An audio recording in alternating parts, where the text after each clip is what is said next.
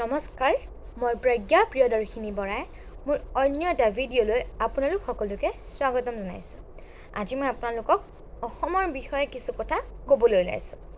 অসমৰ পুৰণি নাম আছিল প্ৰাগজ্যোতিষ আৰু ইয়াৰ ৰাজধানী আছিল প্ৰাগজ্যোতিষপুৰ। এই প্ৰাগজ্যোতিষপুৰ শব্দৰ অৰ্থ হৈছে পূব দিশৰ জ্যোতিষ চৰ্চাৰ নগৰ। অসমৰ বৰ্তমান ৰাজধানী হৈছে দিছপুৰ। 2011 চনৰ লোকপ্ৰিয় অনুসৰি অসমৰ মুঠ জনসংখ্যা প্ৰায় 3,20,00,000 আৰু অসমৰ মুঠ মাটিকালি 78,438.08 বৰ্গ কিলোমিটাৰ। অসমত মুঠ 34খন জিলা আছে। মুঠ লোকসভা সমষ্টি আছে 14টা, বিধানসভা সমষ্টি আছে 126টা, মুঠ মহকুমা আছে 76টা, মুঠ ৰাজচক্ৰ আছে 184টা, মুঠ নগৰ আছে 214খন, মুঠ উন্নয়ন খণ্ড আছে 219টা, মুঠ গাঁও পঞ্চায়ত আছে 2,202টা আৰু মুঠ গাঁও আছে 26,395খন।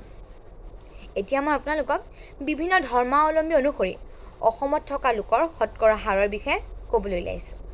হিন্দু 61.06 অৰ্থাৎ 61.06, ইছলাম 34.22 অৰ্থাৎ 34.23, খ্ৰীষ্টিয়ানছ 3.63 অৰ্থাৎ 3.63, শিখ 0.06 অৰ্থাৎ 0.06, বুদ্ধিষ্ট 0.17 অৰ্থাৎ 0.17, জৈন 0.08 অৰ্থাৎ 0.08 আৰু অন্যান্য 0.62 অৰ্থাৎ 0.62।